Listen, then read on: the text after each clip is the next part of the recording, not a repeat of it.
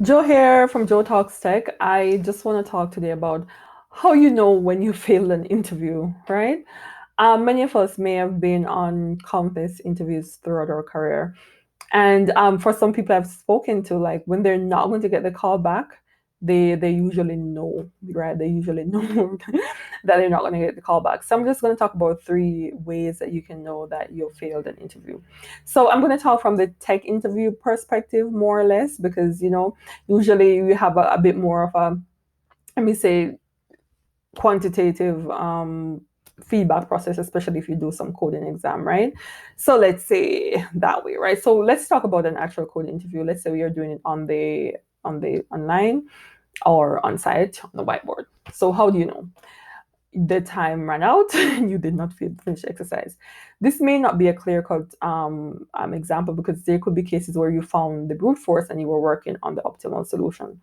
But if you're halfway through the problem as has happened and you have not made any form of solution and the time is up, then I mean at that point I think you should, like, move on to your scheduling your next interview. Don't sit there just worrying, especially when you're with a company whose recruiter is taking forever to get back at you. It could be a clear sign, that the interview did not go well for you, right? So you just keep that in mind. You have to try and figure out even a brute force solution in the middle of the process. Your interview ended really, really early. I mean, I find in tech, if someone is really, really good and they were going to be second, they were going to have a second round or a third round, the interview tends to last longer in the first round and then skip the other rounds than your interview just being 30 minutes or cutting it short. At least I've never had that experience.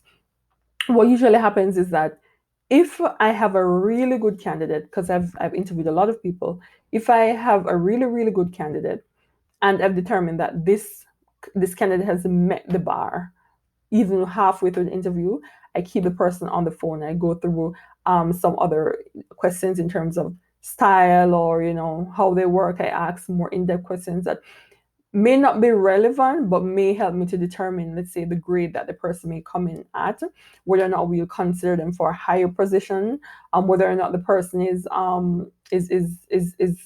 actually getting a lower position than they're qualified for. And I mean, this is important because when the person comes into your team, you can look at the knowledge that you had before to look at whether or not they're in track for a very quick promotion or some of the harder tasks or some of the harder clients that you may have geared up. So I usually use the time to just go through some of these other things. I don't run out of questions for really, really good candidates. So if for me, if the interviewer ends really quick, or and I have had the case where you've asked people basic questions, and I mean within the first 15 minutes their answer was so poor, I definitely could not understand them, right? I may have to end the interview early. There are cases where, let's say, you want the person to have a certain level of English, and you're interviewing them, and in the first beginning you cannot understand, they cannot make complete sentences. If that's a requirement of the job, if that is a requirement of the job, I'm not saying discard people because of their language.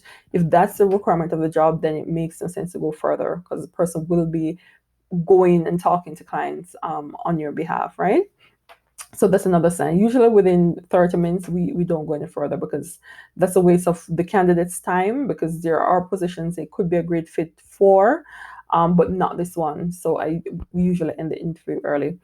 The third thing is if your interviewer or you were rude or disrespectful or totally disinterested, which means no proper communication, no proper channel of feedback, nothing was going on within an interview, then you can basically count as a loss. If your interviewer was not paying attention, if you were not paying attention, if you were distracted, if you were thinking about what you had for breakfast this morning, you may think you were hiding it well, but chances are your interviewer picked up on those things. So those behaviors inside an interview may mean you will not get the call back, right?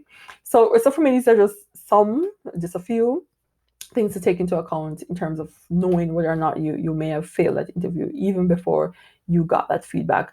There are always exceptions, always exceptions. There have been cases that I thought I did so awful, but I actually made it to the next round. But there's never been a case where I thought I did so awful, but then I got this wonderful, great offer for a position way higher than I applied to. Never happened.